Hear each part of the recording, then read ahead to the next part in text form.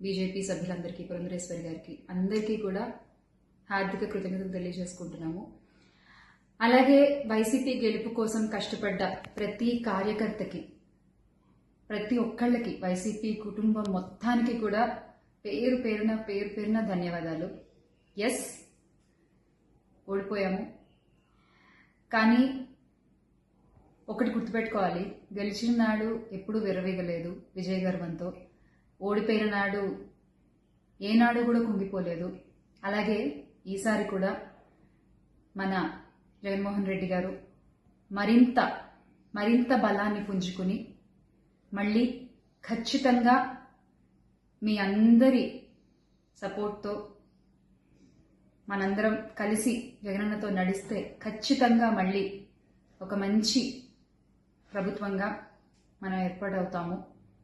దేవుడిపై నమ్మకం ఉంచి ప్రజలకి మంచి జరగాలని కోరుకుంటూ, ఎస్, ఎప్పటికీ జగనన్నతోనే అందరం కలిసి నడుద్దాము, మంచి చేద్దాం. ఏదైనా ప్రజలకి మంచి జరగడం ముఖ్యం. ఈ 5 ఏళ్లు కూడా ఆంధ్రప్రదేశ్కి ఎంత మంచి జరగాలో అంత మంచి జరగాలని మనస్ఫూర్తిగా కోరుకుంటున్నాను. జై వైసీపీ, జై జగన్. థ్రెటనింగ్ కాల్స్ గురించి వచ్చేసరికి, ఎస్, చాలా కాల్స్ వస్తున్నాయి, చాలా బెదిరిస్తున్నారు. ఒక రకమైన భయంగానే ఉంది నాకు కూడా. కానీ ఏంటంటే ఒకటే చెప్పాలండి, నేను మీకు ఒకటి నచ్చుతుంది, నాకు ఒకటి నచ్చుతుంది, అలా అని చెప్పి మీకు నచ్చింది నాకు నచ్చిందని చెప్పి మీరు బతకడానికి వీల్లేదు అంటే ఇది చాలా అన్యాయం అన్న, చాలా అన్యాయం. సో ప్లీజ్, దయచేసి ఏది కూడా వ్యక్తిగతంగా తీసుకోవద్దు. నేను వ్యక్తిగతంగా ఎవరిపైన విమర్శలు చేయలేదు, చెయ్యను కూడా. ఎప్పటికీ నాకు చాలా గౌరవం ఎవరన్నా కూడా.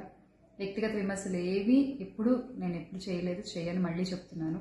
సో దయచేసి మీరు కూడా ఏది పర్సనల్గా తీసుకోవద్దు. ఎస్, ఒక పార్టీని గెలిపించేటువంటి ప్రయత్నంలో నేను ఎంత చేయాలో అంతా చేశాను, ఉన్నదే చెప్పాను, లేనిది ఎక్కడా మాట్లాడలేదు. దయచేసి దాన్ని అర్థం చేసుకుంటారని కోరుకుంటున్నాను.